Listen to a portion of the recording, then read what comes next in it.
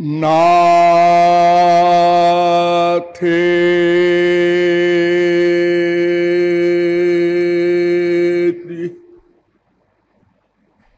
श्रुतयो न तत्त्वमतयो घोषस्थिता गोपिका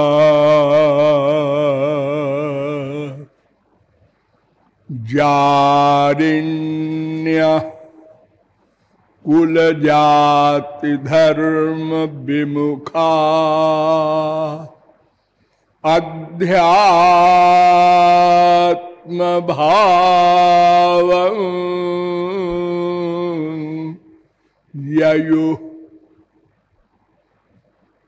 भक्तिर्यस्य ददाति मुक्तिमतुलाम् जारस्य यः सद्गतिर्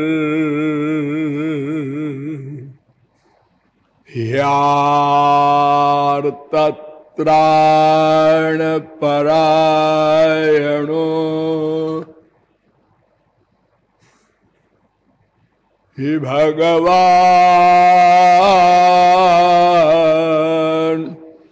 नारायणो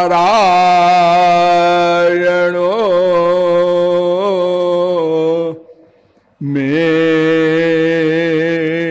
गति श्रुतिमपरे स्मृतिमपरे भारतमपरे भजन्तु भवभीता अहमिह नन्दं वन्दे यस्यालिन्दे परम ब्रह्म।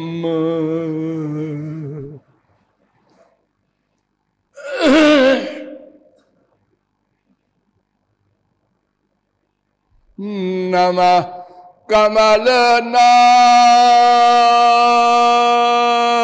कमलनाभाय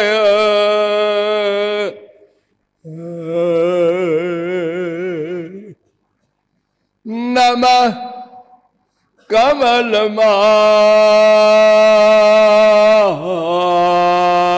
कमलमालिने नमः कमलपादाय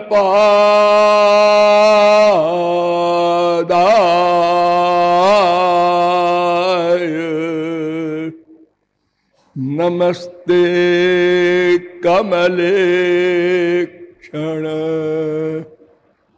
यो ब्रह्माणं विदधाति पूर्वं यो वै वेदांश्च प्रहिणोति तस्मै तग्वं देवमात्मबुद्धिप्रकाशं मुमुक्षुर्वै शरणमहं प्रपद्ये।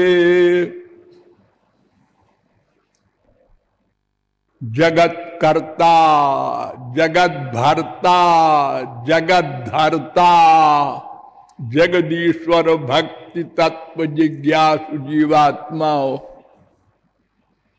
नियमानुसार थोड़ी देर भगवान नाम संकीर्तन कर लीजिए, पश्चात विषय प्रारंभ होगा। भजो गिरिधर गोविंद गोपाला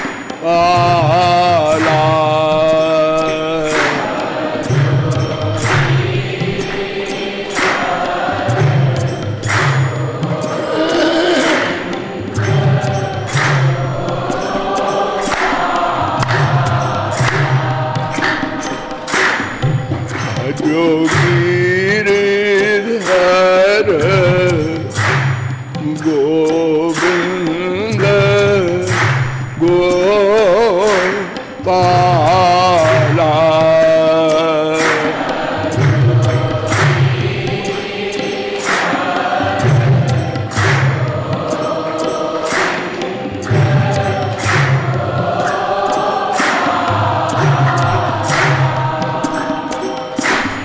भजो गिरिधर गोविंद गोपाला।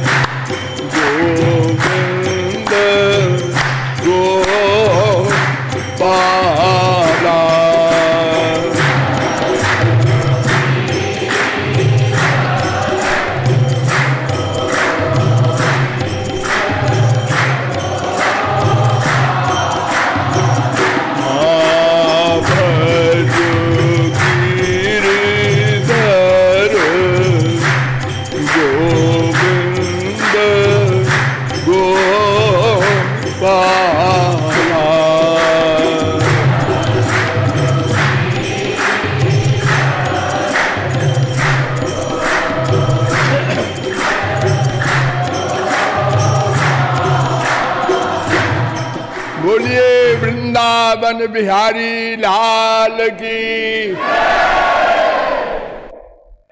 अब आप लोग सावधान हो जाएं। मैं कौन, मेरा कौन, इन प्रश्नों के समाधान में अब तक आप लोगों को बताया गया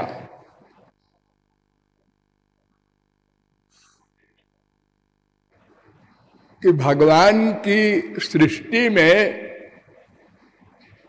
लाखों प्रकार के शरीरधारी हैं, किंतु हम लोग मानव हैं, मनुष्य हैं।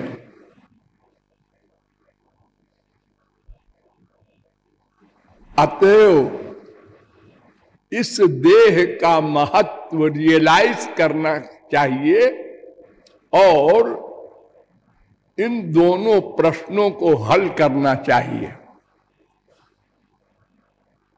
और किसी योनि में, किसी शरीर में ये प्रश्न हल नहीं किए जा सकते, क्योंकि उनमें कर्म करने का अधिकार नहीं है। वेद कहता है इह चेदबे दी दथ सत्यमस्ति न चेदिहा वेदीन महती विनष्टि। अरे मनुष्यो, तुमको मानव देह भगवान ने इसलिए दिया है कि इसी देह में जान लो मैं कौन हूं, मेरा कौन है। अन्यथा महती विनष्टि, बहुत बड़ी हानि हो जाएगी। क्या हानि हो जाएगी? इह चेदशकद बोधुम प्राक शरीरस्य विस्रस ततः सर्गेषु लोकेषु शरीरत्वाय कल्पते। कठोपनिषद 2-3-4, पहला वाला केनोपनिषद 2-5। ये दूसरा वाला कठोपनिषद का मंत्र कहता है अगर तुमने इस मानव देह में नहीं जाना तो बताऊं क्या हानि होगी, कितनी बड़ी हानि होगी बताओ। सर्गेषु शरीरत्वाय कल्पते, करोड़ों कल्प 84 लाख में भोग योनियों में घूमना पड़ेगा, एक कर्म योनि मानव देह नहीं मिलेगी। 4,32,000 वर्ष का एक कलयुग होता है, इसका दूना द्वापर, इसका तिगुना त्रेता, इसका चौगुना सतयुग। 43,20,000 वर्ष का 4 युग होता है। 71 बार 4 युग बीत जाए तो एक मनवंतर होता है। 14 मनवंतर बीत जाए तो एक कल्प होता है, उसी को सर्ग कहते हैं। 4,29,40,80,000 वर्ष का एक कल्प होता है। 4 अरब तो एक कल्प नहीं, सर्गेषु बहुवचन कह रहा है वेद। हजारों कल्पों तक कुकर सूकर कीट पतंग योनियों में दुख भोगना होगा। तुमने बहुत बड़ा अपराध किया है, भगवान की कृपा का दुरुपयोग किया है। क्या किया? पैदा होकर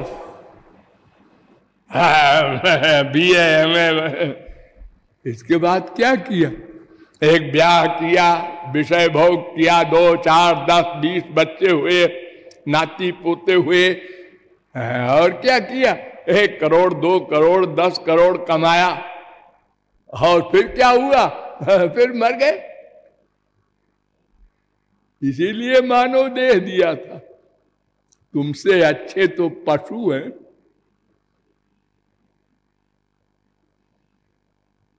सिंहो बलि द्विरद शूकर मांस भोजी, संवत्सरेण कुरुते रतिमेक बारम।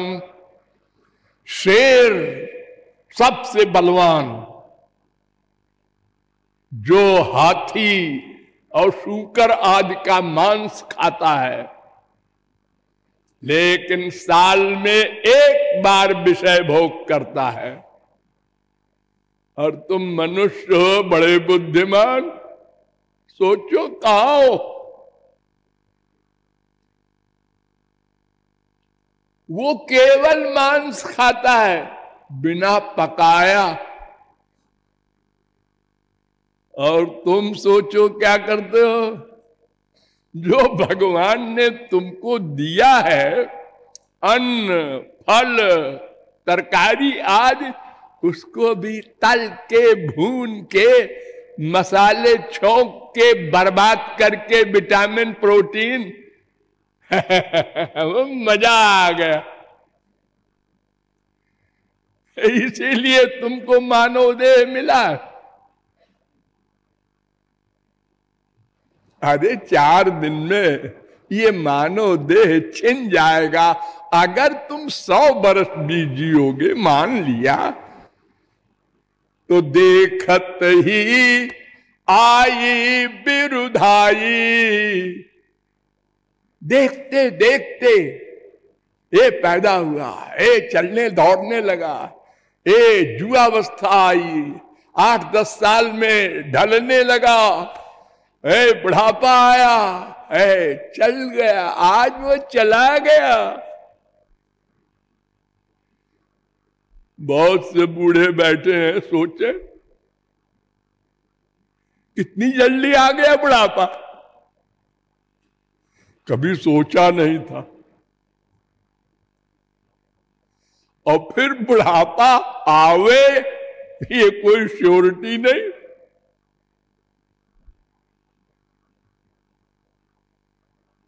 इसलिए मैं कौन मेरा कौन का उत्तर अति शीघ्र समझना है। इसी के लिए भगवान ने हमको भेजा है। कुरान भी कहता है मा खलक़ल इंस व जिन्न इल्ला लियअबुदून।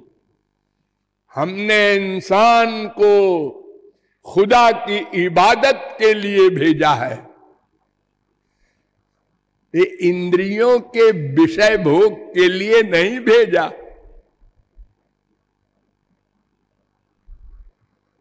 अतएव मैं तत्व पर वेदों के द्वारा शास्त्रों के द्वारा विचार किया गया, क्योंकि इंद्रिय मन बुद्धि से वो अदृष्ट अज्ञेय है। तो शास्त्रों वेदों ने बताया ये मैं नाम का तत्व अति सूक्ष्म अणु है। अणु प्रमाणात कठोपनिषद 1-2-8, ऐशोनुरात्मा मुंडकोपनिषद 3-1-9, बालाग्र शतभागस्य शतधा कल्पितस्य च भागो जीवस्य विज्ञेयः सचानन्त्याय कल्पते श्वेताश्वतरोपनिषद 5-9। अर्थात वो अत्यंत सूक्ष्म है, किसी यंत्र से दिखाई नहीं पड़ सकता।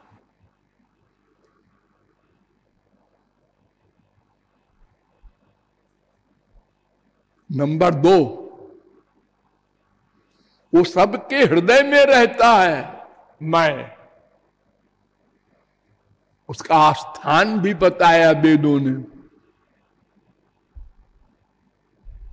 हृदय ही एव एष आत्मा, प्रश्नोपनिषद 3-6, सवा एष आत्मा हृदय,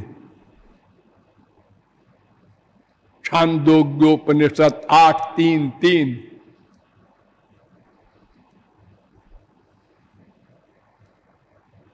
अभ्युपगमात हृदय ही वेदांत भी कह रहा है। और वो हृदय में रह करके जिस भी देह में रहता है, इतना अणु आत्मा पूरे देह में चेतना पैदा कर किए रहता है।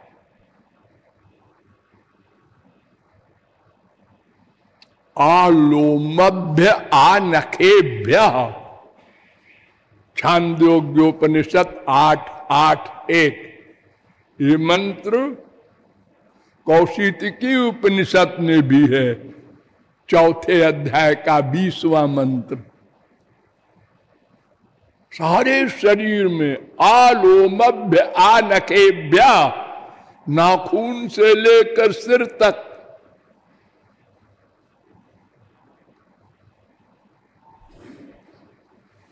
और ये इतना सूक्ष्म आत्मा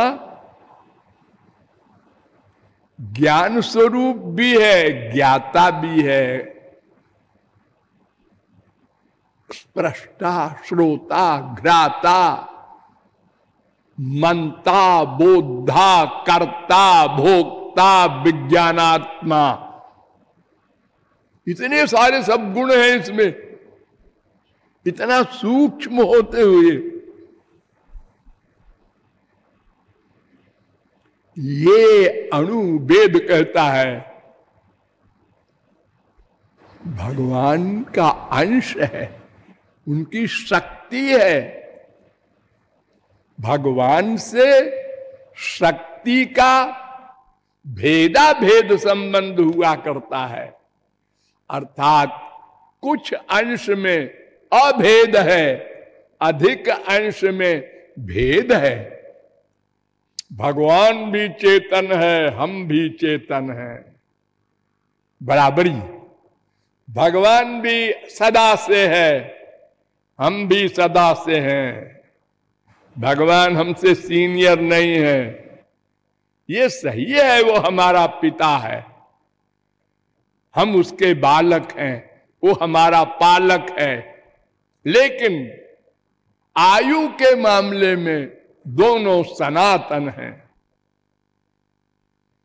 शेष मामले में हमारा उसका मुकाबला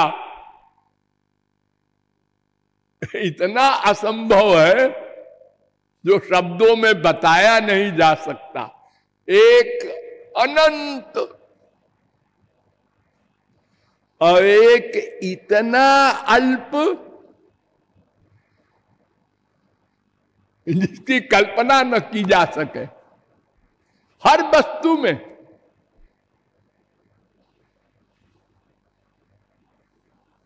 ऐसा मैं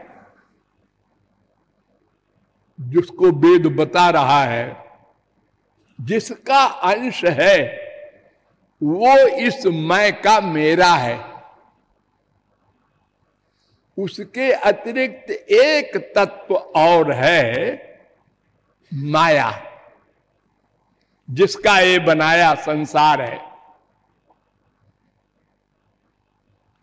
ये माया हमारे ऊपर सदा से हावी है, अधिकार किए हैं, क्योंकि हम सदा से भगवान के विमुख हैं।